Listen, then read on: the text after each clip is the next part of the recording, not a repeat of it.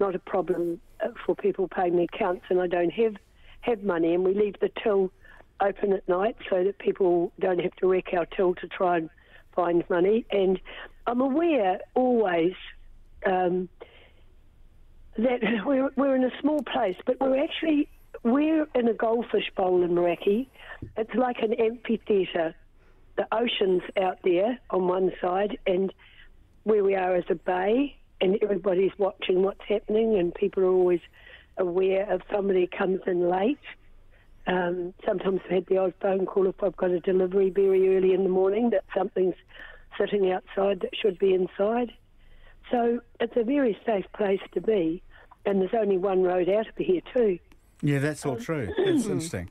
She wants to change her ways, actually, Fleur. That's part of this story. Oh, it's interesting. Well, that's good. And how long has she been in jail for? Oh, I can't tell you the exact. Oh no.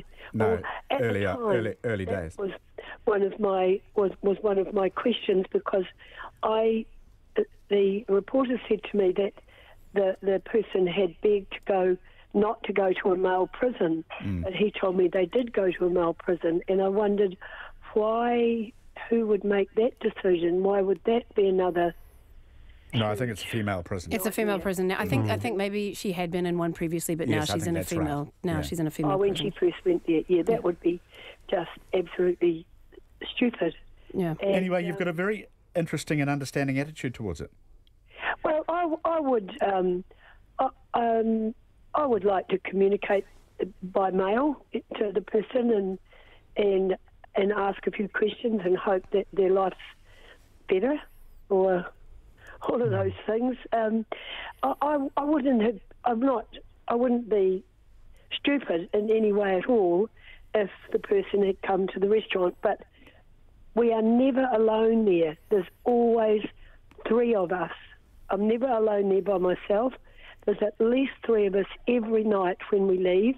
We've got a process we go through: turn the water off, turn all the lights off, and check everything, and then none of us drive away until all the cars are started, like 3 cars, okay, 2 cars, and then we all drive away together. So we've got a pretty good setup. And the only worry I would ever have, if someone did get in the night or the early hours of the morning, I would just hope that they wouldn't make a mess of everything. I don't care what they take, as long as they don't make a mess when we get there. Fleur, lovely to talk to you. Got to go, but lovely to talk to you, Fleur Sullivan, as always. Jordan, I had you on, and I had a couple of internet topics ready, so you'll have to come back now. Feeling left out. I know. I know. I'm happy to do that. All right, no, please come back. And a texter says, one of the panellists says it's no wonder football fans fight each other after games due to the low-scoring nature. I assure you, as a die-hard fan who knows fans from across the world, this perspective is misinformed. No one who truly follows the beautiful game cares if a game is low-scoring. In fact, some of the best games are 0-0 or 1-0. Yeah, I mean, I lived in England in the 90s, and obviously I realise a lot has changed. Absolutely a lot has changed. But when I watch it, I get frustrated, but I don't punch anyone. But my husband loves it. So you're being accused of spreading fake news, Jim? Oh, there you go. It's my fault. Penny Ashton, blame me. Penny Ashton, Jordan Carter on the panel. Thank you both. Thank you very much for having us. And thanks for your company, everybody. And Checkpoint is on the way.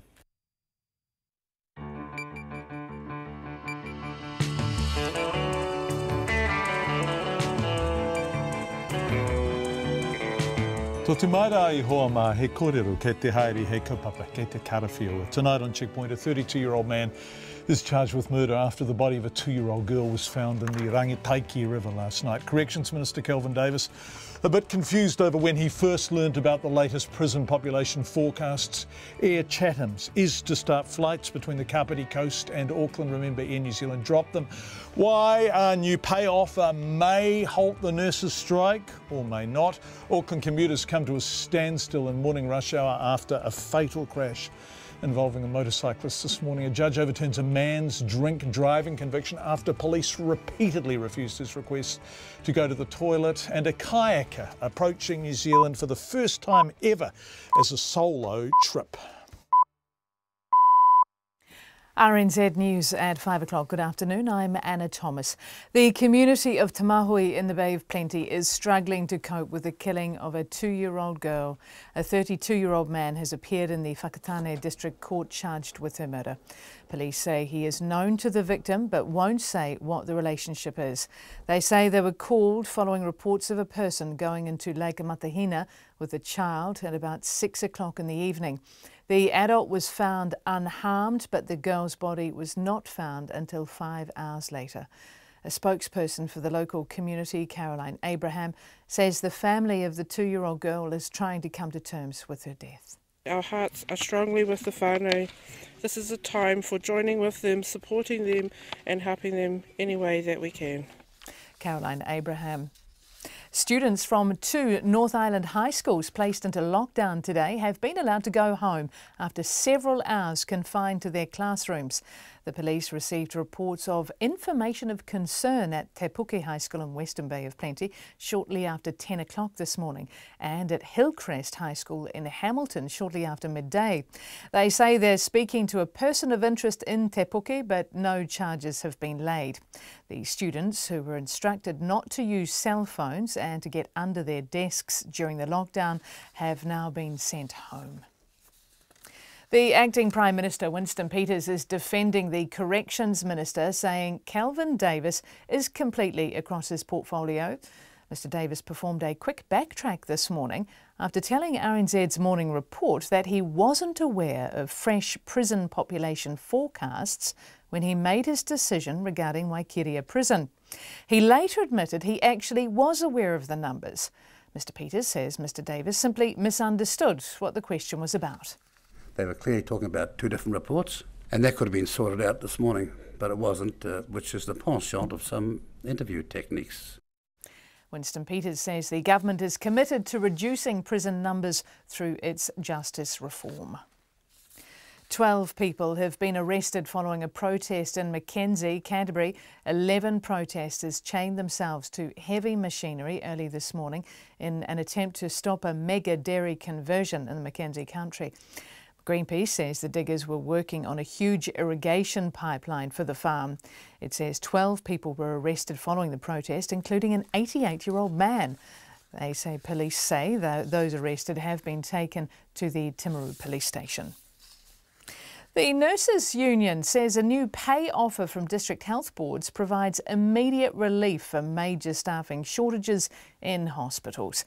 Nurses have been at an impasse with DHBs for months over pay and working conditions and have a 24-hour strike planned for the 12th of July. Last Friday, the Nurses Union called off another strike which was scheduled for this Thursday because they received a new offer from DHBs. That offer includes pay increases of 12.5 to 15.9% to be rolled out over 25 months. Voting on whether to accept the offer opens tomorrow and will run until next Tuesday. The Automobile Association says a proposed toll for Wellington's transmission gully is a backward step and a cash grab. It's been revealed the Transport Minister Phil Twyford has ordered an investigation into whether to toll the $850 million motorway, which is due to open in 2020. He says the toll could be used as a way to offset the cost of construction. But a spokesperson for the AA, Mike Noon, says that's ridiculous. The AA's policy is that we support the possible use of tolls to get a project, over the line, to maybe happen if it wasn't going to happen, or bring it forward. What we have here is a project which is 50% completed, so it looks retrospective and it looks like revenue raising, to be honest. That toll wouldn't be paying for a road because that's already funded. Mike Noon from the Automobile Association. Andrés Manuel López Obrador has decisively won Mexico's presidency, setting the stage for the most left-wing government in decades at a time of tense relations with the Trump administration. The 64-year-old former Mexico City mayor has pledged to eradicate corruption and subdue drug cartels with a less confrontational approach. A López Obrador government could usher in greater scrutiny of foreign investment and a less accommodating approach to the United States. The promise of a steak and vegetable pie is fuelling a last push by Trans-Tasman kayaker Scott Donaldson, who is due to arrive in New Plymouth between 6 and 7 o'clock tonight. He hopes to be the first person to successfully kayak from Australia to New Zealand. Mr Donaldson left Coffs Harbour 2 months ago on what is his second attempt at the crossing. Tasman Kayak spokesperson Freddie Foote says Scott Donaldson has made good time today and was about 25 kilometres short of his target at 3:15. We think it's because he can probably smell some of those pies that have been cooking and waiting for him, and so the smell's bringing him in. We're confident there might be a couple of steak and vegetable pies waiting for him on the beach. And Mr Foote says it is likely Scott will need to be assisted out of his kayak because he hasn't used his legs for 6 weeks. It's 5:06. The reigning ANZ Premiership champions, the Southern Steel, have the tough task of breaking a 2-game losing streak against the Central Pulse in Invercargill tonight. Although the Pulse have only conceded 1 match all season, as Ravinda Hunia reports, a home crowd may work in their favour.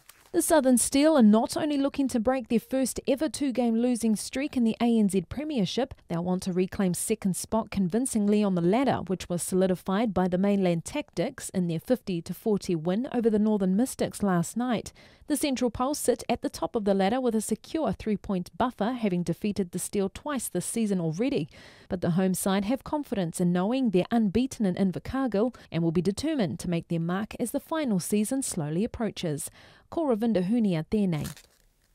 The basketball superstar LeBron James will join the Los Angeles Lakers on a 4-year, $200 million deal.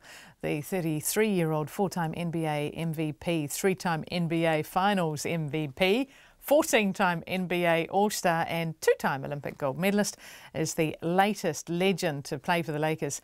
It marks the first time James will play for a team in Western Conference. And that's the news. Med students freed to take longer loans. It's a very exciting day for medical students, and a lot of them are breathing that sigh of relief. Prison forecasts are ignored. I didn't personally know when we made the announcement. And protesters chain themselves to diggers. 4 of them who are locked inside the cabs of diggers and a dump truck, and then we have another 7 who are locked onto the machinery itself. Locked and loaded. Morning Report with Guy Aspinall and Susie Ferguson, weekdays from 6. Then on 9 to noon, could one part of the defence against Kauri dieback and other tree diseases be found in the skies? And after 10, American all-round alpinist Conrad Anker, who discovered the body of George Mallory on Everest and is renowned for other ascents in the Himalayas. Join me, Catherine Ryan, on 9 to noon after Morning Report on RNZ National. And now the short forecast from Met Service to midnight tomorrow. Northland, Auckland, Waikato and Coromandel Peninsula. Fine spells and a few showers, clearing and becoming fine tomorrow. Bay of Plenty fine apart from the odd shower today. Waitomo to Kapiti, including the central high country, showers, some heavy. Thunderstorms possible coastal Waitomo and Taranaki. But the showers will clear tonight and it will become fine tomorrow. Gisborne to Wairarapa, also Wellington. A few showers about Wellington and Wairarapa, spreading elsewhere tonight, clearing tomorrow. Marlborough and Nelson, scattered showers, clearing this evening, they're mainly fine. Bulla and Western, fine weather for you. Canterbury, Otago, Southland and Fiordland, isolated showers and increasing fine spells. And mainly fine tomorrow with early and late frosts. And for the Chatham Islands, periods of rain, clearing tomorrow afternoon. RNZ National, it's 5:09 and you're listening to Checkpoint with John Campbell. And Anna Thomas. Thank you very much indeed, Anna, and thank you everyone for being with us. We appreciate your company. A man has been charged with murder following the death of a 2-year-old girl in the Eastern Bay of Plenty last night. The body of the 2-year-old, whose name was Annika Savage, was found in a river late last night, not far from the Matahina Dam, a fairly remote spot inland from Whakatane and south of Te Teko. The community beside the dam is Te Mahoe, which is where Annika was from. The accused man's name is suppressed, but he was known to the 2-year-old. Our reporter Sarah Robson is there. What we know is that the police were called to the tiny settlement of Te Mahui around 6 o'clock last night after reports that an adult and a young child had gone into the Rangataiki River. We know that search teams, locals, were out searching last night. The adult was found unharmed, but the small child, a girl about 2 years old, was found downstream quite a way down the Rangataiki River, and she had died. Now, we know that the police had launched a homicide probe earlier this morning. They said that they were talking to a man about the investigation, and later on this morning they announced that a man had been charged with murder. That 32-year-old has appeared in the Whakatane District Court earlier this afternoon and is set to reappear in the Tauranga District Court at a later date. Right, OK, so that makes all of this sub judice, but in very human terms, you've spent the day today in Te Mahui, Sarah, and what are the locals there saying about all of this? So Te Mahui is a tiny town. It's really just a collection of cul-de-sacs. It's at the base of the Matahina Dam. Now, this town was actually built to house workers who were building this dam several decades ago. Now, this community is literally just a collection of tiny brick houses and a school. The population is about 100. The school's actually got a roll of about 40 children. We spoke to the spokeswoman for the community a bit earlier on this afternoon, Caroline Abrahams. She said that they're doing all they can to support this family. Now, this is a very close-knit, small community. Everyone knows everyone, and we've been told that they've never heard of anything like this happening in Te Mahui ever before. There's been about half a dozen police vehicles around the town this afternoon. We've seen police officers out trying to comb the riverbanks, looking for any clues as to what may have led to what happened last night. Sarah Robson, who was there. The Corrections Minister, Kelvin Davis, got himself into a bit of a muddle over when he first learnt about the latest prison population forecasts. He first suggested on Morning Report this morning that he didn't know the projections when he made the decision to not go ahead with a mega prison at Waikeria. But that didn't stay his position for very long. What happened next? Well, here's our political reporter, Craig McCulloch. The government's promised major justice reform with the goal of slashing prisoner numbers by 30% over 15 years. But fresh forecasts out of the Justice Ministry expect the muster not to fall, but to jump by 4,000 over the next decade, taking the prison population to almost 14,500. Let's talk to the Corrections Minister now, Kelvin Davis. Tēnā koe. Mōrena Gaion. The forecasts were prepared late last year. A full report was published last week. And when did Mr Davis see it? Well, I had a look at it last night, Gaion. Which invites the question. If the Minister had only just seen the report, did he know about the forecasts when last month he scaled back a planned prison build in Waikeria? Look, I hadn't seen the forecast when we made the announcement. But hours later, a swift backtrack. Mr Davis issued a statement admitting he was aware of those projections. Indeed, they formed the very basis of his decision. He'd meant to say that he hadn't seen the full report. Of course, he said, he had seen the information within. He's either not telling the truth or he's simply not up to the job. Nationals leader Simon Bridges says the minister appears incompetent. But the bigger issue, he says, is what's Kelvin Davis's plan for dealing with the ballooning prison population. Government needs to front up now and tell us what they're doing. We can't have this level of uncertainty and chaos in the criminal justice sector where we don't know where the prisoners are going to be put. Mr Davis says the forecasts are based on the previous national government's policies, which he's setting about to change. And I've said to Corrections, put on your thinking caps and come up with every possible solution. We'll make sure that people who need to be in prison are still there. Safety of the community and of prison officers and of prisoners themselves is paramount. But we're looking at every single option. The acting Prime Minister, Winston Peters, has swung to Mr Davis's defence, saying the morning mix-up was a misunderstanding over what the question was about. It was completely across the detail, but if you're talking about the telephone book versus the Yellow Page directory, you can be talking about two different things if you were looking for the right phone number, so to speak. But is he all over it? Yes, he is all over the subject. The Corrections Association supports efforts to boost rehabilitation and prevent reoffending. But its president, Alan Whitley, says the forecasts prove the country desperately needs more prison beds. He wants the government to closely monitor whether its proposed reform is actually working. If the initiatives aren't working, decisions need to be made early so that we can actually have beds in the system rather than housing prisoners in areas that we shouldn't be, such as floors. The government's planned a so-called Justice Summit for next month to consider a suite of changes, but any major overhaul won't kick in till at least next year. Atu i te whare parimata mō te hōtaka o te ahiahi, ko Craig McCulloch. It's coming up to 5:15. You're with Checkpoint on RNZ, and thank you for being with us. The Nurses Union has put a new pay offer from district health boards to its members to vote on amid a protracted pay dispute. Nurses have been at an impasse with DHBs for months over pay and working conditions and have a 24-hour strike planned for the 12th of July. That's next week, of course. On Friday, the union called off another strike, which was scheduled for this Thursday because they received a new offer from the DHBs. It was a good faith response from the union. They've put that to their members today. And our health reporter, Nita Blake-Person, who's been doing a great job covering this for us, joins us now live in the studio. Nita, thank you for being back. You were here on Friday. You're here again tonight. We're very grateful. What has changed in this offer? Because remember, of course, the first offer, the nurses rejected it unequivocally and voted to strike. What's changed?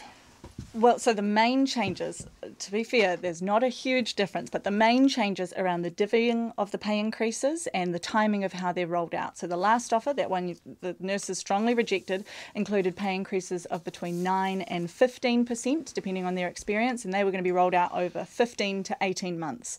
So this new offer bumps up the minimum increase from 9% to 12.5%, but it's now going to take longer for that to be implemented, up to 25 months. So August 2020 it could be before some of these nurses are getting the pay increase. That was the number one issue that the nurses felt was wrong, was flawed in the first offer, right, that they voted to strike on, and that was that there was real inequity about who was receiving what from within the ranks of the union. That's right. The nurses at the higher, more experienced end of the pay scale stood to benefit the most, but the junior nurses, the healthcare assistants, they were getting a 9% increase, which they just thought didn't cut it at all.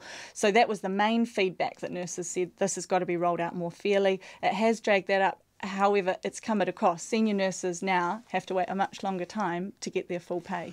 Why is the union recommending this offer? And I'd like to ask the union that, but they weren't available to talk to us tonight. I think they don't actually want to tempt fate. I think they just want to leave their members to decide this without kind of undue influence via interviews in the media. Why do you think the union is recommending this?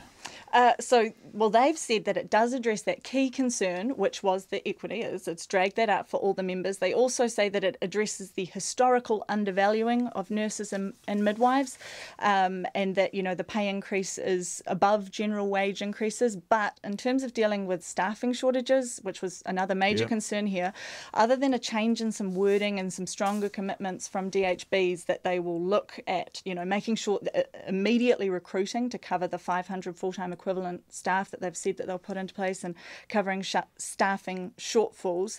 It's a change in words, but there's not much else. So, as far as you have been able to see in the few hours since we've known what this offer is, what's the responses from nurses been? A lot are really disappointed, to say the least. They were hanging out for a better offer. And those I've spoken to just say it's not better at all, that this is a rejigging of what was on the table. We didn't expect any more money, to be fair. The government and DHB's made it abundantly clear that this was what was there. But some were really looking forward to striking. They wanted to highlight their pay concerns as well as their working conditions, and to have that opportunity taken away from them by the union without a much better offer on the table. There's some very cross nurses. Yeah, which is fascinating. And so whilst the union is recommending acceptance, that is by no means a done deal. So where to from here? That's right. They are locked into what their members want. So as of tomorrow, members can vote on this offer. As I say, the ones I've spoken to are not happy with it. So I'd be inclined to say a lot will be rejecting it if overwhelmingly they vote against the offer. That wraps up next Tuesday. The following Thursday, that's when that second strike is planned to go ahead. It's all on. DHBs are putting their contingency plans in place now for all the disrupted surgeries and appointments, but we won't find out till next Tuesday just how nurses have decided to go. Gosh, this is fascinating, isn't it?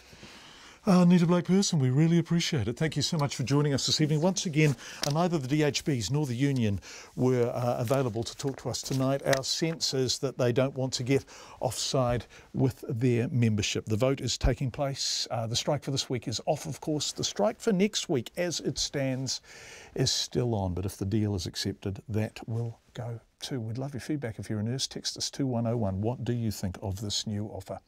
Kapiti locals are rejoicing at the news Air Chathams will take over flights between Paraparaumu and Auckland from next month. Flights abruptly stopped in April after the previous carrier, Air New Zealand, pulled the service, a move that was met with stiff opposition and disappointment from locals. Since then, negotiations between the Kapiti Coast District Council, the Chamber of Commerce, locals and Air Chatham started, and they've finally been given the green light. Some deals been done. Everyone seems to be happy. Emma Hatton reports. Air Chatham's Chief Executive Dwayne Emney knows he'll be competing with cheaper flights to Auckland from Wellington, but he's confident people will pay for the convenience. I would say that the feedback that we're getting, especially from the business community in the Kapiti Coast, is that it is very inconvenient, especially at the time that they're having to drive either south or north to catch other flights. So we believe we'll be able to capture a large portion of that market, especially with the aircraft we're operating. And he seems to be right. Paraparaumu locals breathed a sigh of relief today upon hearing the news. Many happy they no longer have to face Wellington traffic or pay for expensive city parking. Because Paraparaumu being so far away from actually anywhere, to go to Wellington's a hassle, just to go there, or even Palmerston, isn't it? If you're going for the early flights in town, you're a good hour and a half to get to the airport, so it's ridiculous, really. Traffic, parking's an issue, yeah. And I think Kapiti's big enough to warrant its own airport. It's good news for Dwayne Emney that locals say they'll use the service. He says bums on seats will be the company's biggest challenge. For us, we'd like to be sitting somewhere around 70-75% with a reasonable yield on those seats. So that'll be the challenge for us, is getting the name out there and letting everyone know that the flights are back on and getting those seats filled. To help with that is a $50,000 marketing campaign funded by the Kapiti Coast District Council. The Fly Kapiti campaign will work to promote the airline as it seeks to get off the ground in the region. And while prices are reasonable now, from $69 each way, one local, Sue, questioned what might happen should Air Chathams have to hike their prices later. If Air Chatham does pick it up and then their airline prices are incredibly high, that it won't be... people won't be able to afford the service anyway, and ratepayer money has been spent on it. And as a ratepayer, I wouldn't be happy about that. Mayor K. Guru Nathan says funding was the main hurdle in getting the Air Chathams deal over the line. However, the funds finally came from multiple sources, Air New Zealand matching the $50,000 council contribution, and the company that owns the airport also agreeing to give Air Chathams free terminal hire for their first year. The council is also hopeful for money from the Regional Economic Development Fund. We are working with them to look at reducing government-related charges, but there's an ongoing process. Given the support for provincial economies, I would think that should be one of the areas that we can get support from. And all we need is a leg up. All Air Chatham needs is a leg up. Air Chathams already operates in Auckland, Whakatane, Whanganui, Wellington, Christchurch and its Chatham Islands home base. The first flights are on August 20th and sales began today.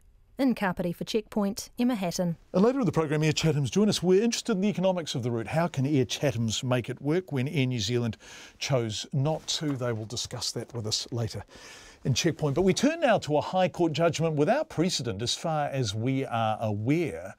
Released this afternoon from the High Court in Rotorua, Justice Al Sadafi has overturned a drink driving conviction in the District Court because police repeatedly refused to let the appellant go to the toilet, despite a series of increasingly desperate requests and the availability of a toilet in a petrol station and a police station nearby. Finally, the appellant soiled himself, an act described as humiliating by the court. Now, it was a low-level drink driving offence and a first offence. The District Court sentence was an $800 fine with no disqualification.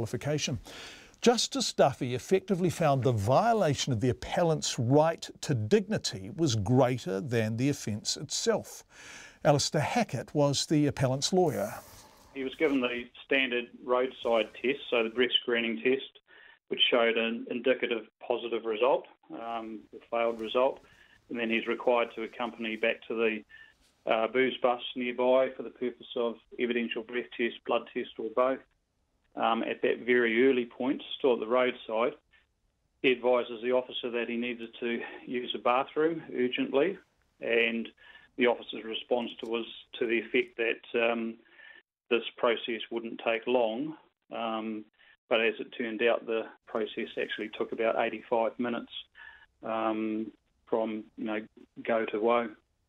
And your client kept asking during that time to be able to use the bathroom and was really insistent that the need was urgent. Yeah, so he repeated that it was urgent. He was pacing up and down the booze bus. He experienced pain trying to hold his bowels.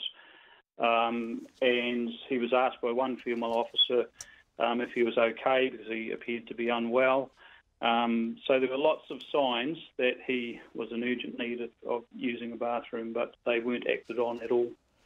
And finally, and it's dinner time, so we won't go into this in great detail, but finally he was just unable to hold it any longer.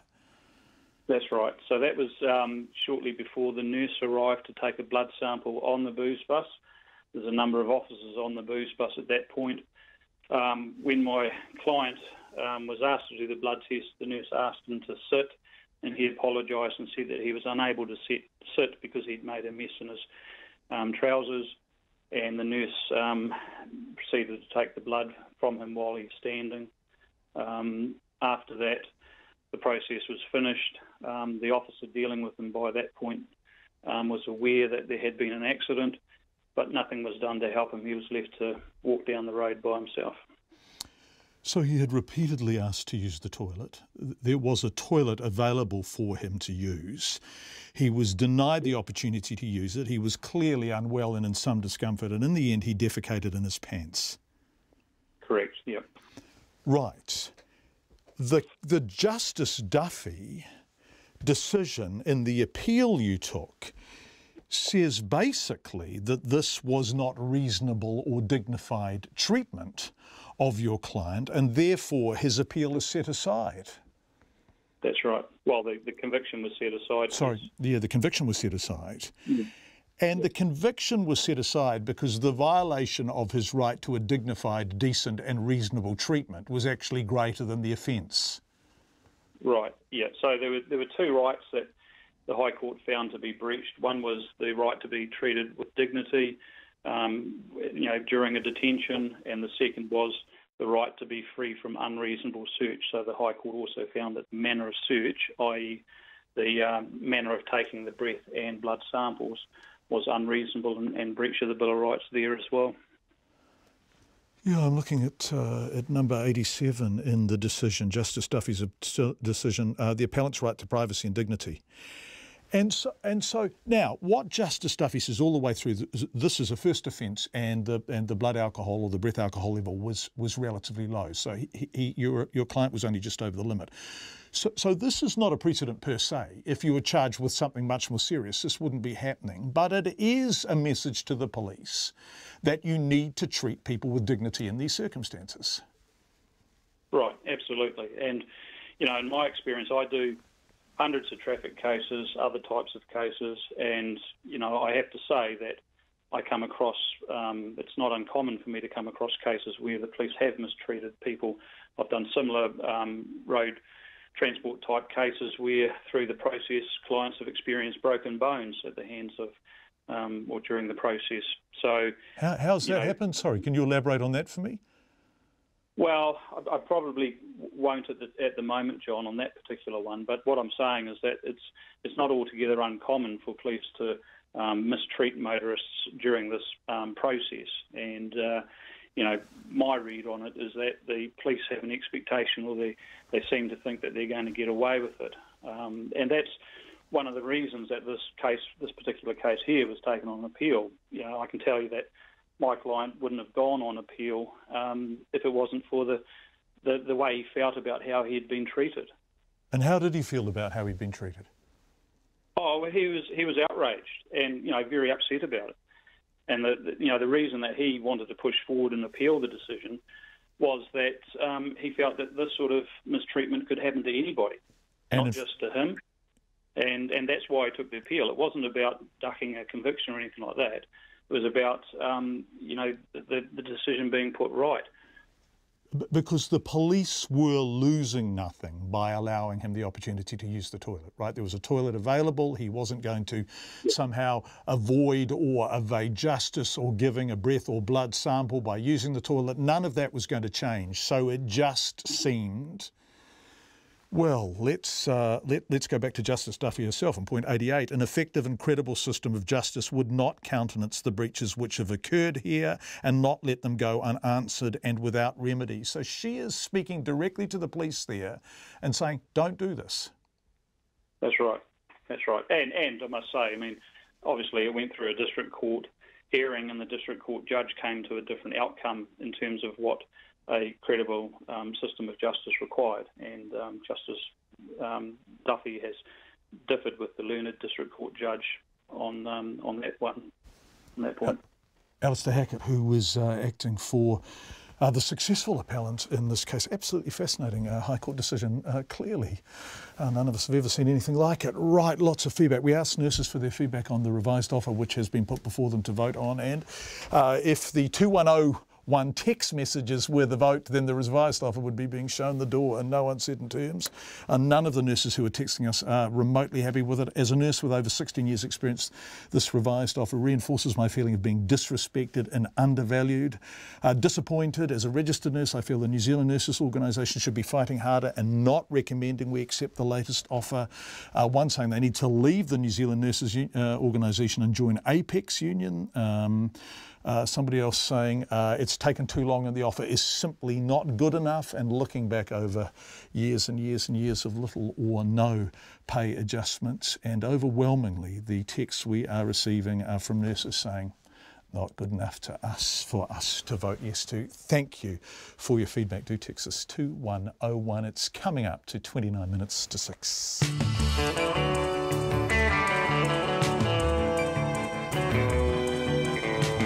And coming up on Checkpoint, the review of NCEA qualifications alienates secondary school principals, and they tell the government exactly that. The government investigates whether to place a toll on the Transmission Gully motorway just outside Wellington, of course.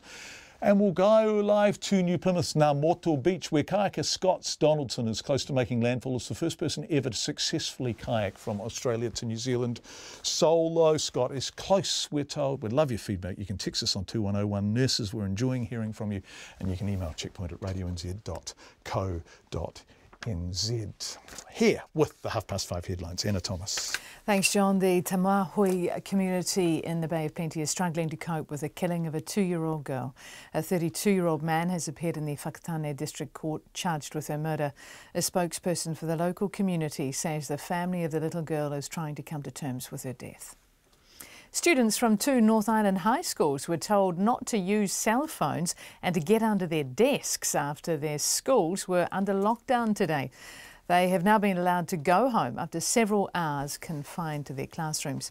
The police received reports of information of concern at Te Puke High School in Western Bay of Plenty shortly after 10 this morning, and at Hillcrest High School in Hamilton soon after midday. They say they're speaking to a person of interest in Te Puke, but no charges have been laid. The acting Prime Minister, Winston Peters, is blaming interview techniques and defending the Corrections Minister, saying Kelvin Davis is completely across his portfolio.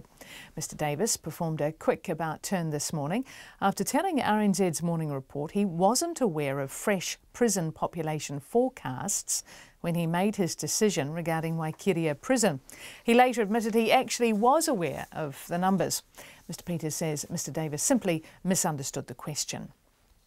The Nurses Union says a new pay offer from district health boards provides immediate relief for major staffing shortages in hospitals.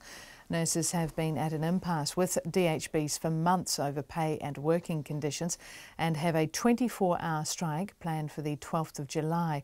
An offer of up to 15.9% over 25 months averted a strike this Thursday. The Nurses Union will vote over the next week on whether to accept the offer. And the former magistrate and Holocaust survivor Simone Weil has died.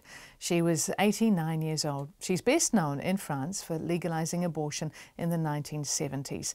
She also became the first directly elected president of the European Parliament in 1979. And that's the news. What a remarkable life. I know.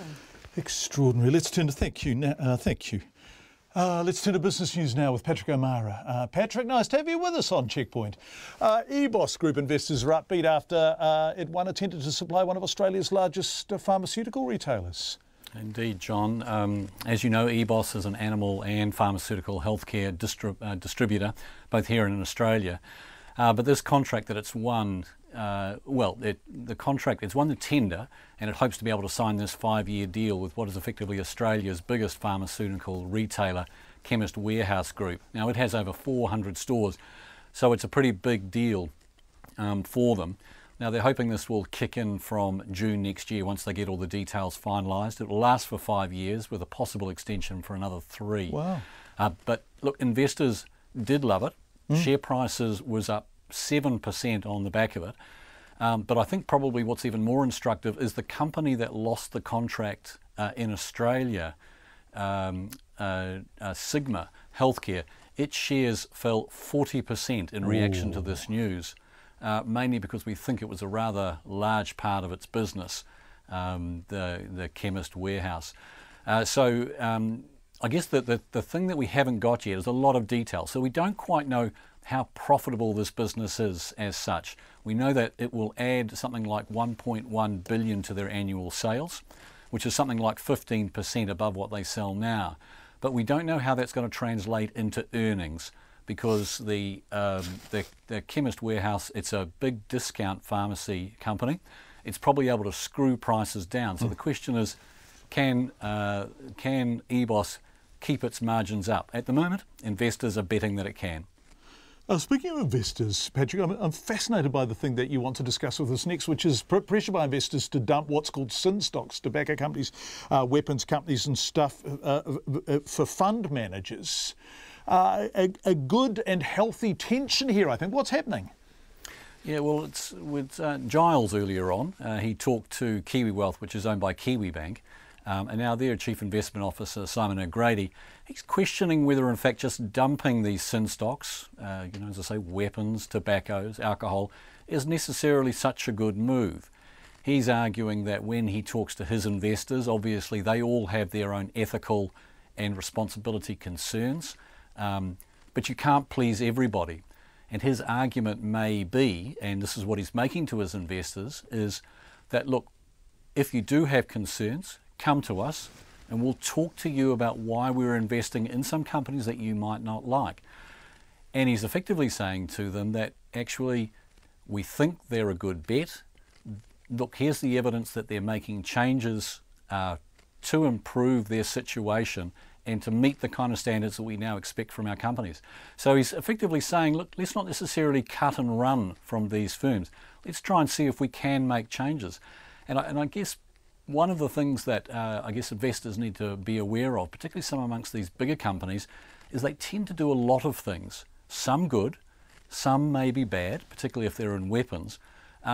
And I guess the question now is that do fund managers have a responsibility on behalf of their investors to try and get better outcomes? And I guess not just in these type of areas too, because you could argue that if we were looking at things such as diversity or gender wage gaps, would we stop investing in these companies on that basis? And I think you'd probably tend to find that, I guess with all the objections that we've got to a lot of things, that we probably wouldn't find much to invest in. So if the argument is that if we can turn them around and make them do some of these things that we think are worthwhile, and for example, we know with diversity that there's overwhelming evidence to show that more diversity on boards, more diversity in management, these things are good for companies. You tend to have better performing companies and better returns and better share prices, and that's all good for investors too. We'd love people's feedback on that, and also do people with money in superannuation funds or whatever even know where their money is? We'd love to hear from you. Do text us 2101. Patrick, what do the markets do today? Well, apart from EBOS up 7.3%, which obviously very good for them, market overall, John, bit of a damp squib. Just down 1 point at 8,942.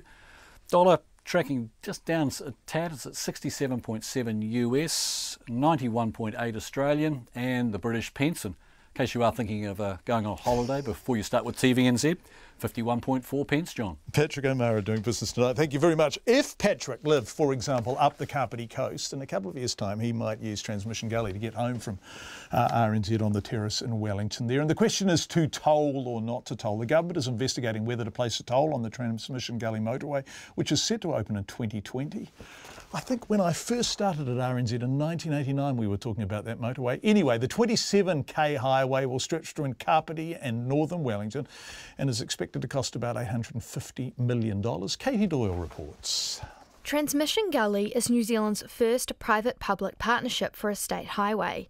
That means it's being financed, designed, constructed and maintained by the private sector on behalf of the public sector.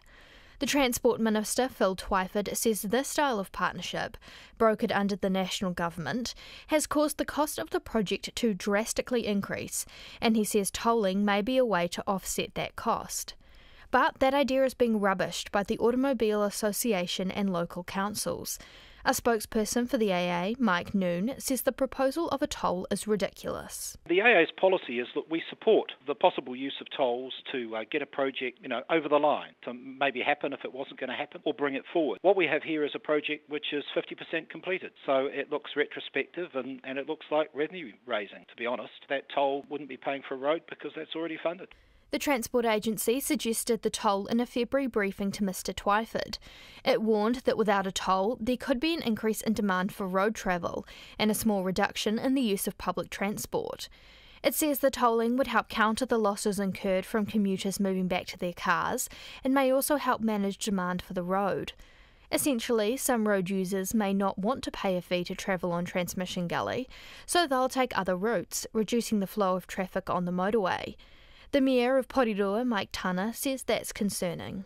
The impact is if that major road is tolled, it means that people who come through Porirua may make the decision to come back through what will be revocated roads, which are currently the highways going through Porirua, which will again mean that traffic that should be going on the motorway may make the decision to go through Porirua. Mr Tana says those motorists are unlikely to stop in the small town, but they will clog the main roads. In the capital, feelings about the proposed toll were mixed. I think it's a good idea. We live in a user-pay society, and I think it's only fair that the people using it help towards the cost. I don't personally mind it. I'd probably still take it. I assume the toll is to keep the road healthy. I don't think it's really reasonable. I think we pay enough in rates and that. So if the toll was introduced, would you go through Porirua or another way? Yeah, I'd go an alternative way to not go that way. The Transport Minister, Phil Twyford, wants more information from the Transport Agency, but he says he would place a toll on the road if he felt it was the best decision. For Checkpoint in Wellington, Katie Doyle. It's coming up to 18 minutes to 6. A direction has been sent for the government inquiry into the appointment of Deputy Police Commissioner Wally Haumaha. Mr Haumaha was appointed to the senior role within police by the Police Minister Stuart Nash alongside the State Services Commissioner in May. Now, victims advocate Louise Nicholas, who works with the police helping sexual violence victims, is furious with the appointment, saying he's on record standing up for the 3 men she accused of raping her. She alleged 3 members of the police, Clint Rickards, Brad Shipton and Bob Scollum, who worked with Mr Haumaha at the Rotorua police station, attacked her in the 1980s. Acting Prime Minister Winston Peters has revealed the focus of the inquiry into Wally Haumaha's appointment at his weekly post-cabinet press conference. Cabinet today confirmed the details of a review into the State Services Commission's appointment process in relation to the recent appointment of a Deputy Commissioner of Police. Internal Affairs Minister Tracy Martin will initiate a government inquiry into the process. The terms of reference will focus on the State Services Commission's appointment process. First, was all relevant information properly provided to or gathered by the State Services Commission during the appointment process of a Deputy Commissioner of Police? And if not, why not? And second, in the event that all relevant information was provided to or known by the State Services Commission, was it provided to ministers, and if not, why not? Further terms of reference will be announced shortly. The Minister will be announcing a suitably qualified and independent person to undertake this inquiry in the coming days. Suitably qualified and independent, they are important words. Winston Peters faced a number of questions about Wally Haumaha, including his links to New Zealand First. He reportedly stood as a candidate in Rotorua for the party in 2005, but pulled out some days later. Mr Peters says hundreds of people have stood for New Zealand First, and that's a red herring. Well, yes, he did, but a whole lot of people start and stop, and, I can recall Geoffrey Palmer left the National Party to join the Labour Party and become the candidate for Christchurch Central a long time ago. No one thought he was compromised by his decision. And in a democracy, you'd expect people to have a fluidity of views. They don't always hold them. They don't always stay with the same party. And I don't know what his political views are, frankly. Winston Peters, who says the inquiry into Mr Haumaha is being run by Internal Affairs Minister Tracy Martin, who's a New Zealand First MP, as it can't be run by the Police Minister or State Services Minister, both Labour MPs, as that would amount to a conflict of interest. Obviously, we're going to keep an eye on what happens there.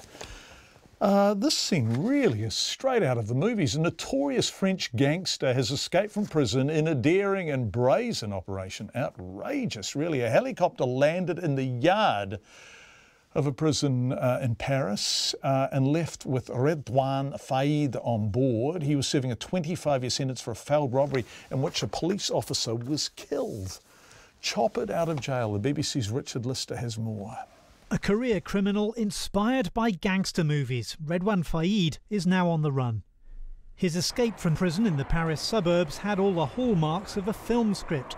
As he waited in a visiting area, two accomplices in a hijacked helicopter landed in the grounds. Using smoke bombs and heavy tools, they broke through to Faïd, bundled him onto the helicopter and flew him away. The helicopter was later found 60 kilometres from the prison. Its pilot had been seized as he waited to give a lesson. After flying Faïd and his accomplices out, he was released unharmed. Redouane Faïd had a measure of fame after writing a book about his life of crime during a previous jail term. He revealed how Hollywood had perfected his robbery technique. In the book and in the documentary that followed, he explained that he was fascinated by the cinema, that he used to see Hollywood movies with Robert De Niro, that he looked also French movies that talked about spectacular attacks and spectacular escapes. But French police say his crimes often involved heavy weaponry and brutal violence. Faïd was serving a 25-year sentence after this policewoman was killed in 2010 in a raid he organised. This is actually his second jailbreak. Last time he used dynamite to blast the prison doors off and was on the run for 6 weeks. Unbelievable. Richard Lister reporting there. It's been party time on the streets of Russia after the country's unexpected victory over Spain in the Football World Cup. Followers of the host nation cheered, chanted, danced for joy, you name it, after Russia won on penalties 4-3 after a closely fought match, which is why it went into penalties. I guess the BBC's Steve Rosenberg joined the revellers in Moscow. They never stopped believing. As they followed the big match on the big screen in the Moscow fan zone, Russians experienced every possible emotion, including the sweetest one of all, euphoria.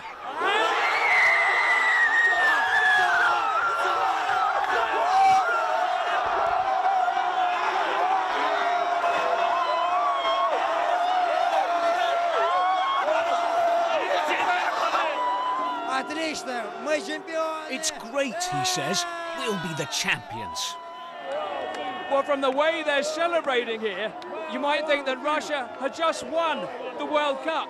But this joy is understandable because a quarter-final place is a huge achievement for a side which went into this tournament the lowest-ranked team. Russia! And Russia isn't just winning matches, it's winning hearts and minds too. I'm from Australia.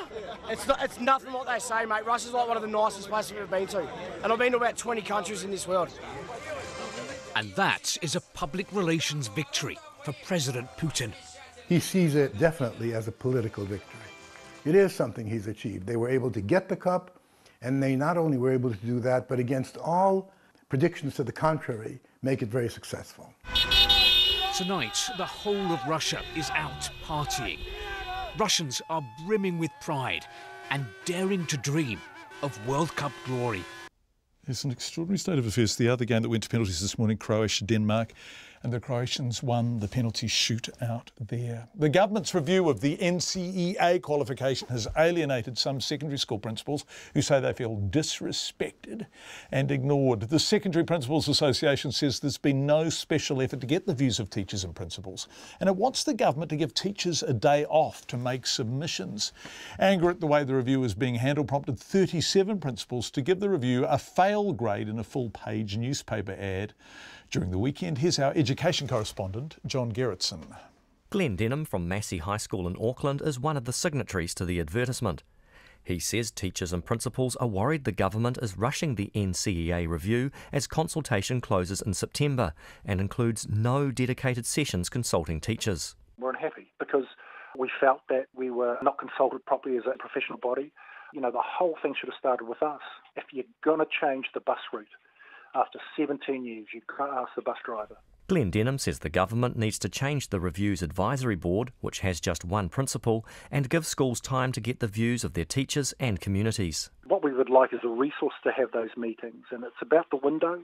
16 weeks is far too little to consider 30 years worth of education. We want it to be extended. We want to get the right people around the table. How are we going to make sure that our legacy that we leave this year is one that we're going to be proud of in 20, 30 years' time? It's too important a conversation just to have a small group of people with their heads around it. This is a national issue. Mike Williams from the Secondary Principals Association says it did not support the newspaper ad, but it has been lobbying the government to do more. He believes there's widespread dissatisfaction that the review hasn't prioritised consultation with teachers and principals. That's really where the frustration's coming from, is that the sector, both teachers and principals, have been ignored. There's been no differentiation in the process. They're just the same as another member of the public, yet they do have a wealth of expertise and knowledge. Mike Williams says school staff feel disrespected. He says the Education Ministry provided teachers with training in how to lead consultation themselves, but that's not what they want. Mr Williams says the association has asked the government to give schools a teacher-only day to work on developing their ideas. A teacher-only day would really give us a big window of space for teachers to really discuss the issues through. Just putting in some individual submissions is not the way to get the best ideas. This is the first phase of the consultation, but if we don't start off with rich and well-developed ideas at the beginning, then we're not going to get a good product at the end. Jack Boyle from the Post-Primary Teachers Association supports a teacher-only day, but says the real work on changes to the NCEA is yet to begin. I don't feel like we really need to have too much of a say on a consultation that isn't going to be the final point beyond the opportunities that have already been provided, because we're swamped with administration and paperwork in our schools as well, and it's not like we should all be directed to suddenly do another thing outside of ours. Meanwhile, the Education Minister, Chris Hipkins, has rebuffed the call for a dedicated teacher-only day. He says schools can call staff back during the holidays or use scheduled teacher-only days if they want to. Mo te hōtaka o te ahi, ko John Gerritsen tēnei. It is 8 minutes to 6. Sometimes things just resonate with people. Last Monday night we talked about the national anthem and the poor old singer who got it so very wrong before the Kiwis Rugby League test in Denver. You responded, but it's an awful anthem anyway, dirge! And I tended to agree. Then on Tuesday night, we played you a version by 3 students from Porirua College, Anastasia Cirilla, Teresa Fomai and Rosetta Lopa. Wow, you said, that's fantastic. So same song, consecutive nights, completely opposite reaction. Now, the version by Anastasia, Teresa and Rosetta has been watched almost 900,000 times. Wonderfully, the Silver Ferns, the national netball team, of course, have invited them to sing it before a game or are having discussions with them about that. Next stream, the All Blacks. I spoke to AR&T, Leat, via Skype about a week of true joy. Crazy. It's been such a surreal week. We've always wanted this for each other, and for it to finally be happening, we don't know how to act. We don't know what's going on. We're clueless. Well, you just be yourselves, right? Because that's what this is about. It's about you three. When did you first start singing together? 7 years ago, yeah. And where did that happen and who organised it? Because I think a pretty special person was involved in that, right? Very, very special person. 7 years ago, I met our manager, Johnny Villiamo, and me and him decided that we wanted to start up a group, and I found these 2 beautiful women and instantly, and we've been together since then. And Rosetta, Mr. Viliamu was a teacher at Brandon Intermediate, is that right? Yep, he was a music teacher, yeah. And what did he say to you? Did he just believe in you and encourage you? Yes, and he's one of the main reasons we're still together today. He's our taxi driver, he's our cook, our chef, our everything. Which is so grateful. And so it's wonderful to have a mentor like that, but also you don't sing harmonies as beautiful as you do without practicing and practicing and practicing, right? Definitely. It's been hard 7 years, really hard. Yeah. Dedication, but our passion for it just takes that away, you know? We love doing what we do, and we hope we can continue doing it for the rest of our lives. And so, Anastasia, how often do you practice? How often do the three of you get together? So, from Monday to Saturday, we practice, and from Monday to Friday, we practice from 3:30 to 5:30, so which is straight after school to 5:30, and then from Saturdays, we usually go from 12 or 1 to 3, 4, Wow, that is serious dedication. And Teresa, do you do originals? Do you do your own material? Yeah, we do actually. Oh, well, we do. We have a lot of artists there, and we're just so happy New Zealanders listening. This is what we've been waiting for. So what is it you dream of, the three of you? What is it that you want to do? Producing and writing our own material. Keep going. And just, being together as a group, and we hope the world will be listening. And what sort of music do you love? What sort of music do you write? R&B, everything. That's our main genre, R&B. K-pop. Anything, K-pop, pop itself, anything. We love. Right. So through pop to R&B to hip hop, that's huge, isn't it? That's modern music, really covered. And tell me about Porirua College and that school community and how proud they are of you. Is that pretty magic? They've been supporting us from day one, and we're just so grateful that we have such a tight-knit community. Our Pacific communities are so they're so supportive. We've been getting great comments from everybody in our community. Our teachers, our shopkeepers, people from dairy. Well, it's such a wonderful story, and people were so proud of you. Because the previous night on Checkpoint, we'd all been saying that anthem is just a dirge. What a monotonal, awful song. Then suddenly the next night, we had the three of you singing, and precisely the same audience was saying, "Wow, what a beautiful anthem!" So that's you did that, right? So that's about your treatment of the song.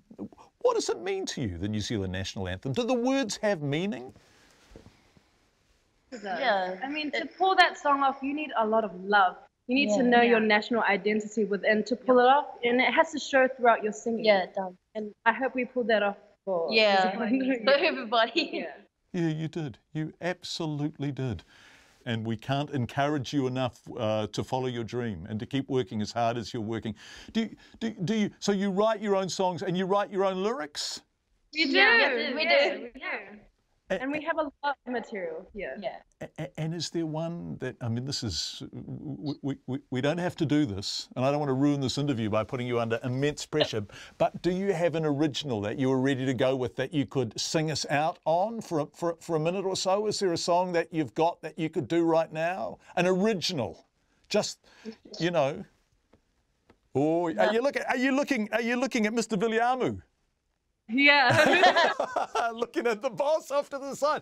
Hey, Mr. Billy, can you ask Mr. Viliamu to come into shot? Can you ask him to join you in shot? Mr. Viliamu, come on. So the three of them are looking to their left, and here comes Mr. Viliamu. Hi, Mr. Viliamu. Nice to meet you. How proud are you of these three? So very proud. You're awesome kids. Yeah. And they've clearly had an awesome teacher encouraging them too, right? That's a magic thing. Congratulations on your support of them and encouragement. Right, you three, have you got a song, or are you going to pass on that? We've worked on quite a few of them, but none of them are quite finished at the moment. So we'd hate to share it where it's not quite to the point where. Girls, that is the kind of manager you need. You do not go live until you are ready. Go, Mr. Viliamu. Okay, well, when you are ready, we're here, right? We really look forward to you singing for us an original when you're good to go. But until then, congratulations on almost 750,000 people watching your national anthem, and we hope that you get to sing for the All Blacks. Thank you so much. Wonderful. Let's have a burst of it just before we go into the 6 o'clock news.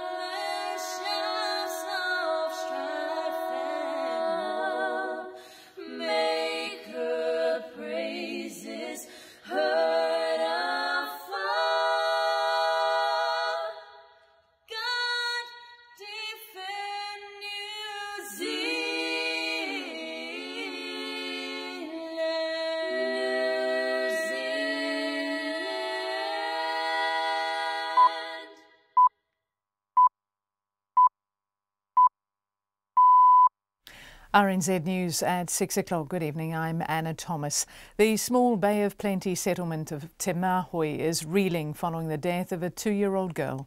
A 32-year-old man has appeared in the Whakatane District Court charged with her murder, the murder of Annika Savage. The police say the man is known to the girl, but they won't say what the relationship is. In Te Māhui, on the banks of the Rangataiki River at the base of the Matahina Dam, locals say they've never dealt with something like this before. The village has a population of about 100, and many of them were out searching for the girl last night after she was reported missing. The family of the girl has asked for privacy. From Te Māhui, Sarah Robson, Aho. The acting Prime Minister Winston Peters is defending the Corrections Minister over his mix-up in a radio interview this morning. Kelvin Davis performed a quick backtrack after telling RNZ's Morning Report that he wasn't aware of a new prison population forecast when he made his decision regarding Waikiria Prison. He later issued a statement admitting he was actually aware of the numbers. Mr Peters says Mr Davis misunderstood the question and thought he was being asked about a separate report. He says Mr Davis is completely across his corrections portfolio and is committed to reducing prison numbers. The Secondary Principals Association is warning of widespread frustration with the government's review of the NCEA qualification. A group of 37 principals placed a full-page newspaper advertisement at the weekend, giving the review a fail grade.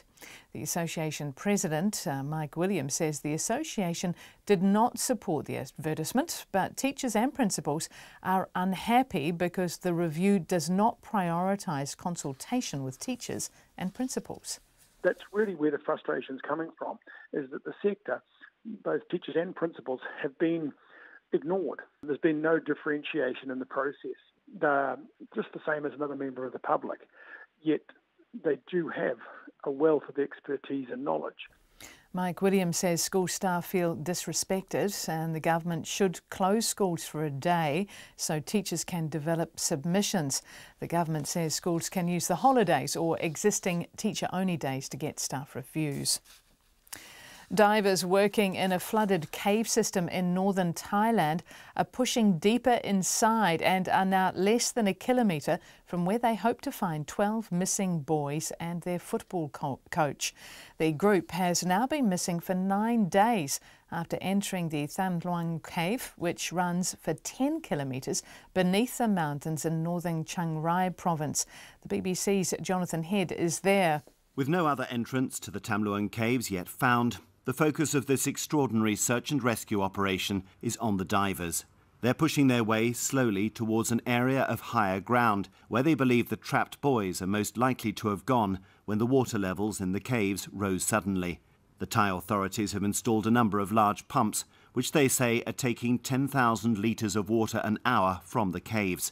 The lack of heavy rainfall has allowed the divers to make faster progress over the past 2 days. They must now widen a particularly difficult tunnel to reach their destination. Jonathan Head in northern Thailand. The Mayor of Porirua says a proposed toll on the Transmission Gully motorway may push more traffic into the city north of Wellington. It's been revealed the Transport Minister, Phil Twyford, has agreed to an investigation into whether to toll the $850 million project. Mike Tana says he's concerned motorists who don't want to pay the proposed fee will be forced to take a detour through Porirua. The impact is if that major road is tolled, it means that people who come through Porirua may make the decision to come back through what will be revocated roads, which are currently the highways going through Porirua, which will again mean that traffic that should be going on the motorway may make the decision to go through Porirua. Mike Tana says those motorists are unlikely to stop in the city, but their cars will clog the main roads. Andrés Manuel López Obrador has claimed victory in Mexico's presidential election, setting the stage for the country's most left-wing government in decades. He's on track to win more than 53% of the vote, more than double that of his nearest rival. At a time of strained relations with the United States, the 64-year-old former Mexico City mayor has pledged to seek a friendly relationship with his northern neighbour. But he says the fight against corruption will be his #1 priority. Corruption is not a cultural phenomenon, but the result of a decadent political regime. We are absolutely convinced that this evil is the main cause of social and economic inequality, and also that corruption is to blame for the violence in our country. The translated words of Mexico's presidential-elect, Andrés Manuel López Obrador. The US President Donald Trump has tweeted his congratulations. It's 6:05. Reigning champion and top seed Roger Federer will begin his 20th consecutive Wimbledon campaign later tonight against Dusan Lajovic and admits he feels nervous at the thought of playing the opening match of the tournament centre court. Federer made his Wimbledon debut in 1999 and is a favourite to win a record-extending 9th title. Yet the Swiss says he's not immune to the excitement of opening day. Besides the history and the mythical place that it is, you cannot also practice on it. So when you come out, there's a bit of uncertainty for both players. From a very quiet week and site that we've seen this week, it's just packed. The entire atmosphere changes at Wimbledon and you realise the eyes are on you. That naturally makes you a bit nervous. Roger Federer. The race for the NRL's top 8 appears all but over after a 6-point gap emerged between 8th and 9th on the competition ladder. The West's Tigers' 30-12 loss to Gold Coast yesterday leaves them in 10th place, level with Canberra, and the Titans on 14 points, but behind Brisbane, who are on 20. It's the first time in the NRL era that such a gap has existed, with 9 rounds left to play. The Warriors 5th on 22 points. The Crusaders, Johnny McAuley and Billy Harmon, have been ruled out of the remainder of the Super Rugby competition through injury sustained in the match against the French Barbarians last month. Both needed surgery, McAuley for a fractured shin bone and Harmon for a knee injury. And that's the news.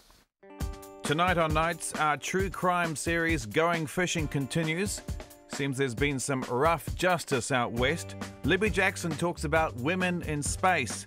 And our Manawatu sportscaster Peter Lamp is back in the Manawatu, which could be hosting the National Netball Final. And Karen Hayes back on Lately, where you never know what might be around the corner. Yeah, and when I was back there 2 years ago, I went for a walk up the canyon and I literally made it about 10 minutes before I saw a what to do if you're attacked by a mountain lion sign, and I had to turn around and go back to town. New Zealand's made me soft. Harden up with Lately. Afternoon news at 10 on RNZ National. And now the short forecast from Met Service to midnight tomorrow. Northland, Auckland, Waikato and Coromandel Peninsula. Fine spells and a few showers, clearing and becoming fine tomorrow. Bay of Plenty fine apart from the odd shower today. Waitomo to Kapiti, including the central high country, showers, some heavy thunderstorms possible. Coastal Waitomo and Taranaki, showers clearing tonight and becoming fine. Gisborne to Wairarapa, also Wellington. A few showers about Wellington and Wairarapa, spreading elsewhere tonight but clearing tomorrow. Marlborough and Nelson, scattered showers clearing this evening, then mainly fine.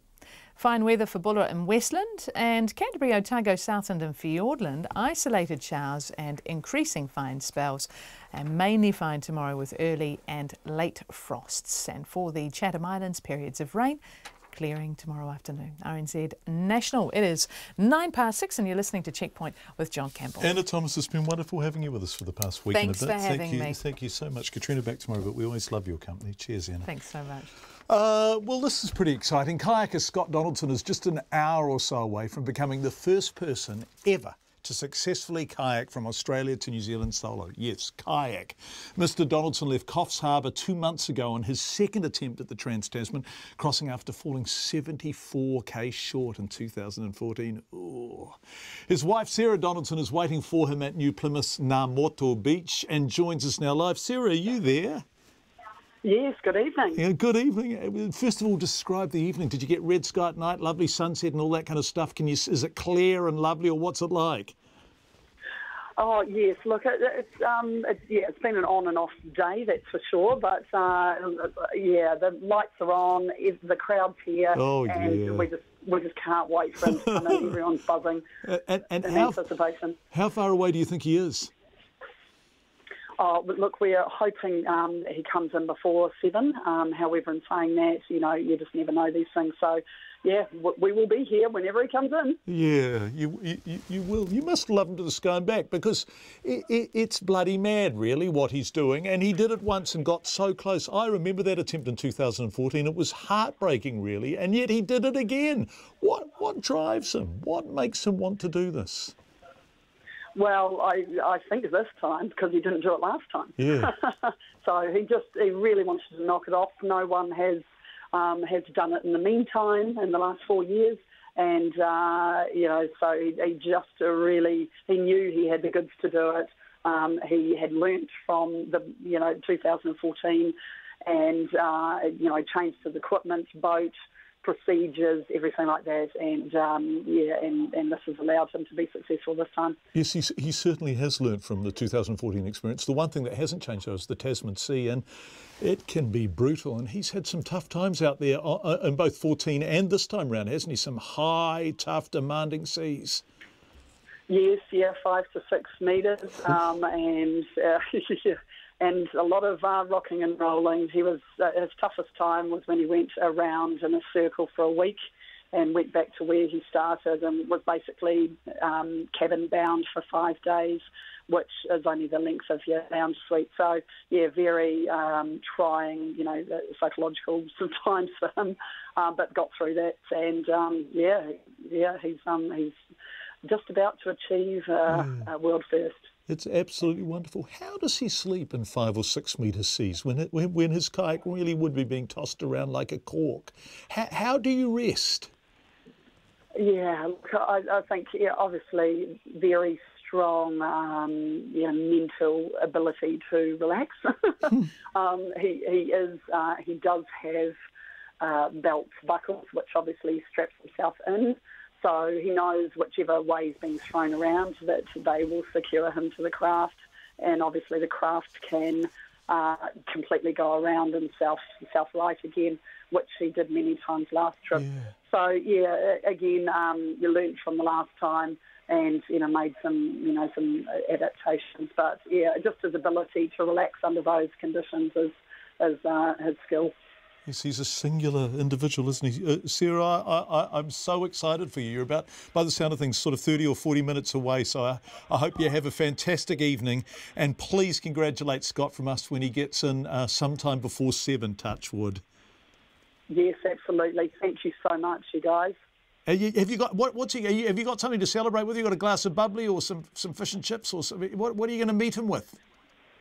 Well, he's got a pie and I've got a glass of champagne. So he can have a beer potentially. Yeah.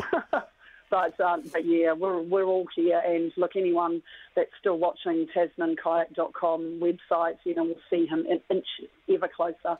And so when that dot hits land, they'll know that he's here and being welcomed by friends and family and everyone else that's just been fantastic in terms of support for this venture. Sarah Donaldson, who was eagerly and proudly awaiting the arrival of Scott Donaldson, who was about to successfully complete his second attempt crossing the Tasman solo in a kayak, 5 to 6 metre seas, just tossing that thing around. You heard Sarah say that there was one time when he went around in a circle for a week in those seas. 13, almost 14 minutes past 6. Thank you for being with us on Checkpoint. Normally, small things can cause traffic mayhem in Auckland, but this morning it was an absolute tragedy. A motorcyclist killed by the St Luke's off-ramp, a life lost, and then the motorway closed down behind it. People stuck in one position for hours on end, nothing that could be done. An awful story, really. Our reporter Annika Smith has more. It normally takes Chris Brain 25 minutes to drive from Newland to central Auckland. Today, that trip via the Northwestern Motorway took 3.5 hours. We got on to the Great North Road on-ramp for the Northwestern, right about at the time of the accident, I believe, and we were basically stationary for a good couple of hours. Chris Brain says it was odd to see some motorists doing U-turns on the motorway on-ramp in a bid to get out of the traffic. I did see quite a few guys pull off to the shoulder and jump over the barrier and sneak behind bushes for a quick wee, I think, and then jump back in the car and join back in the queue. Stephen Selwood, Chief Executive of Infrastructure New Zealand, estimates today's crash may have cost around $500,000 in lost time and productivity. He says it highlights the need for new corridors and more investment in public transport. I think what this incident also shows is that long term we need to be thinking about the strategic resilience of our infrastructure network, and if we've got another 1 million people coming to Auckland as by sort of mid-century, and that's what the projections are saying, then clearly the existing motorway system is inadequate to cope with that level of growth.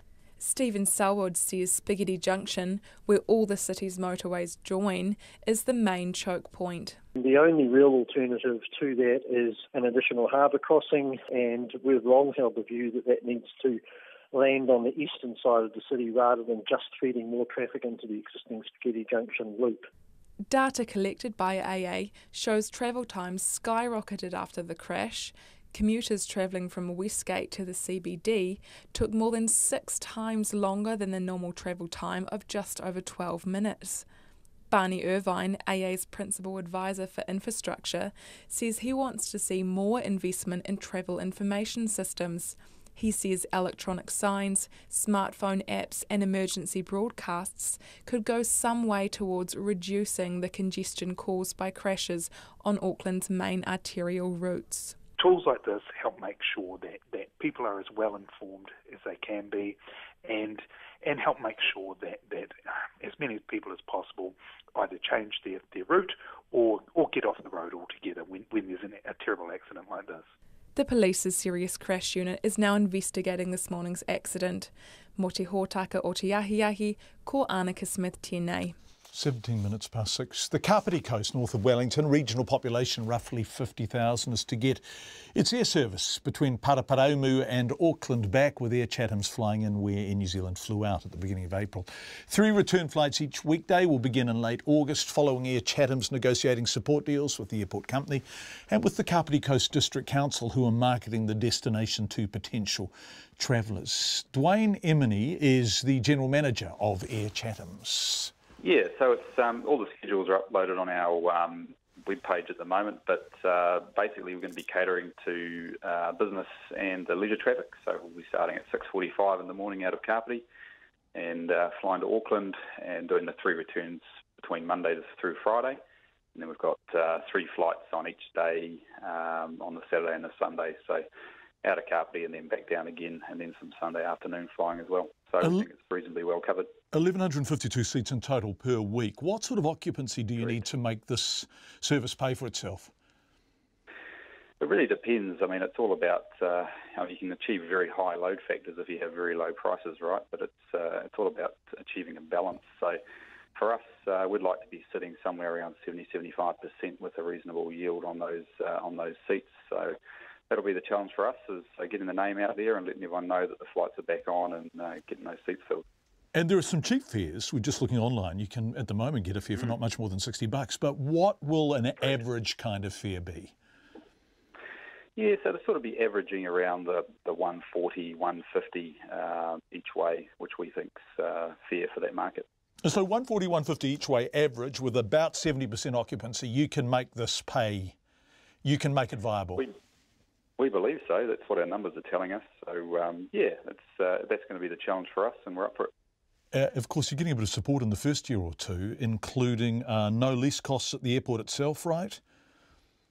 Yeah, Kapiti Coast have been great. They're obviously very keen to see air services resume, so they've helped us out with the premises lease. They've wiped that for the first year, discounted it for years 2 and 3, and they're also helping with some of the other operational costs like the landing fees and bits and pieces. So very appreciative of the assistance from them. When they withdrew from the Kapiti Coast, Air New Zealand said they will extend support to any other airline that operates the route as it has in other ports. Have they extended support to you? Have you got meaningful support from Air New Zealand? We have actually. They've been great. They shared all their data on the Kapiti service with us, first and foremost, so we were able to make a good educated decision in terms of what the market was. And they were also able to help us with some of our startup costs because they recognised that notice period they gave was too short. And they've helped us with a little bit of marketing support as well. In their recent Kia Ora magazine, you'll see Air Chatham's features in that. So it's been good. I guess the competition you face is cheap fares out of Wellington, isn't it? Because even in bad traffic, it's not much more than an hour from the Kapiti Coast to Wellington Airport, all going well. And so I guess the risk you run is that people are still going to look to the cheaper fares between, say, Wellington and Auckland and just drive into town. Yeah, you're always going to get people that are price driven, and that's just part of the industry, I suppose. I would say that the feedback that we're getting, especially from the business community in the Kapiti Coast, is that it is very inconvenient, especially at the time that they're having to drive either south or north to catch other flights. So we believe we'll be able to capture a large portion of that market, especially with the aircraft we're operating, which is a very similar aircraft product to the one that Air New Zealand were flying recently out of Kapiti. This is not the first time you've stepped into areas vacated by Air New Zealand. You did it in Whakatane, right? And you did it in Wanganui. How's it going for you in those two locations? Yeah, good. We're still there. So 3 years and counting with the Eastern Bay, and Wanganui will be just closing in on 2 years come August 1st. So, yeah, really happy with how they're progressing. Like I say, the Saab's been great for us in Wanganui. We're using the 18-seat Metroliners out of Whakatane. And we're actually working with the council at the moment down there to see if we can carry out a bit of a soft entry for the Saab into that market as well. So, yeah, we're happy with how it's going. You know, fuel prices are going up, so got to be mindful of these things. But at the moment, we're comfortable with where it's at. Dwayne Emeny, who is the GM of Air Chatham's. Human Rights Watch has released a disturbing report on the impact of growing discrimination against the gay community in Indonesia. It claims what it calls moral panic against gays is fueling an HIV epidemic. From Jakarta, the ABC's David Lipson has the details. It's 9:30 on Saturday night and Jakarta's Old Town Square is packed. As Muslim prayers bellow through the crowd, HIV outreach worker Dimas Alfariza is scrolling dating apps, searching for people in need of his help. But with Indonesia's gay community ever more marginalised, Dimas is having a tough time finding them. The discrimination is the reason, he says. People think of us as a disease. They think we are a curse. The real curse is HIV. Across the population, the number of new infections is on the decline. But among gay men, the trend is going the other way, and fast. In 2007, 1 in 20 gay men had the virus. Today, it's 1 in 4. 32-year-old Ranga is one of them, and he describes alarming attitudes among his peers when it comes to safe sex. They keep saying it doesn't feel as good with condoms, he tells me, but they are not equipped with the knowledge of the dangers of not wearing them. And of course, they'll get HIV. Andreas Hasono heads up Human Rights Watch in Indonesia. So this is going to be very damaging for Indonesia. In a report released today, he blames moral panic for pushing the LGBTI community into the shadows, beyond the reach of safe sex education and clinical help. It might bring Indonesia 20, 30 years back to the 1980s when HIV AIDS virus was still new. Last year, more people were arrested in Indonesia than ever before, simply for being gay. Condoms have been used as so-called evidence against them. In Aceh, 2 men were publicly lashed 83 times after being caught having sex. Wearing a face mask to hide his identity, Bintang, not his real name, found out he had HIV in 2015. He was just 20. After that, I was in a state of shock, he says. I blamed myself. Now he blames a decision by his parents to send him to an Islamic boarding school because they thought he was too soft and feminine. We were never taught anything about HIV, he says, unlike state schools where they would have talks with experts from universities and the like. Late last month, Australia announced an additional $1.3 million for the AIDS response in Indonesia, Cambodia, Laos and PNG. Human Rights Watch says much more will be needed unless the most vulnerable people are allowed to come out of the shadows. David Lipson with that report. Coming up to 6:25. A Navy ship that started its life supporting oil rigs is changing tack to protect the Pacific Ocean from old warships leaking oil. The Navy handed over the decommissioned Manawa Nui to an Australian firm at the Devonport Naval Base in Auckland this morning, and Eva Corlett was there. Okay, so basically you see here a recompression chamber. That's former Manawa Nui engineer Grant Muir. And basically for divers, when they go down deep and they come back up and they need to bring them down again in a safe environment, we put them into a recompression chamber, take them back down to depth and bring them up slowly. Yeah, that way they don't get the bends. It's a bright, clear morning as he describes what the small but sturdy boat is capable of. This is a 515-tonne crane, so basically we can actually lift our own containers on board up to a maximum weight of about 5.5 tonne. He says the crew will miss the old girl, which became a home to many. How long have you been on board? This time, 2 years. 2 years. This is my second stint on board. And are you sad to see it go? Oh, absolutely. She's a good ship. We've always had a happy crew. And we're always a little ship that can. The Manawa Nui served the Navy as a diving vessel for 30 years. Prior to that, it was a diving support vessel for oil rig operations in the North Sea. Today, Navy Captain Muzz Kennett handed it over to its new captain Bill Fenelon of the Australian-owned Major Projects Foundation, with a handshake and a swapping of gifts in front of former and incoming crews.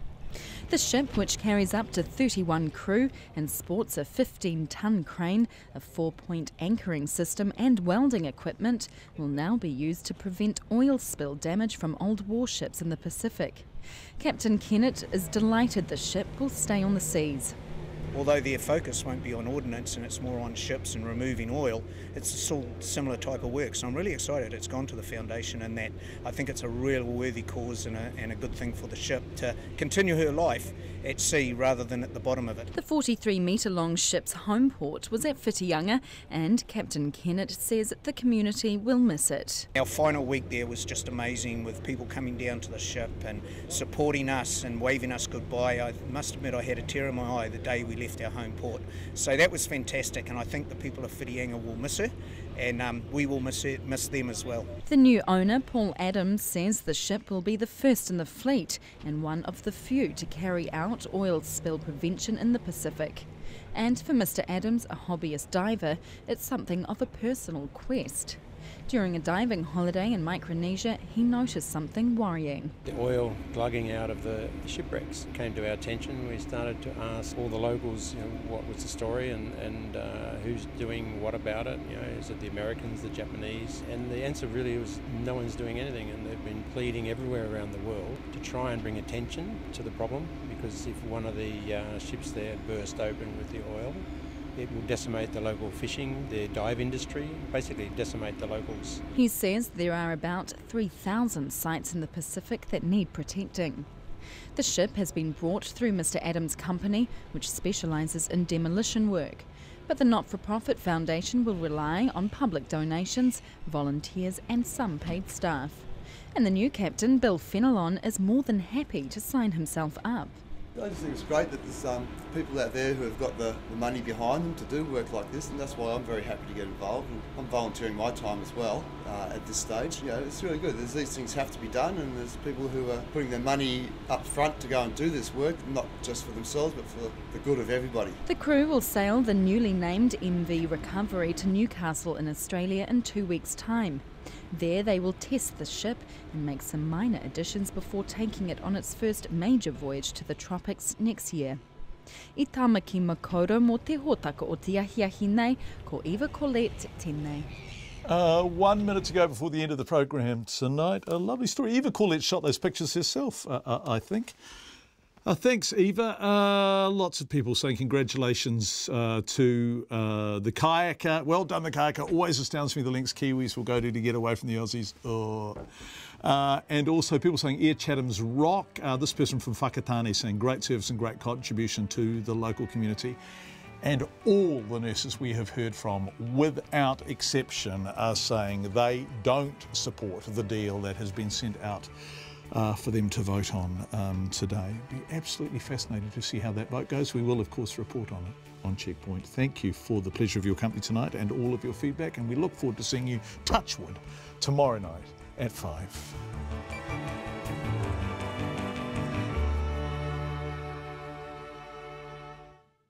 RNZ News headlines at 6:30. The tiny Bay of Plenty settlement of Te Māhoi is in shock following the killing of 2-year-old Annika Savage. The acting Prime Minister Winston Peters is defending the Correction Minister's backflip over prison numbers in a radio interview this morning. Secondary principals are frustrated by what they say is a lack of consultation in the government's NCEA review. And divers working in a flooded cave system in northern Thailand are now less than a kilometre from where they hope to find 12 boys and their football coach missing for 9 days. On Gone Fishing Today, the man with the black eyes. No pupils, they're black. That was my abiding impression of him. His eyes were black.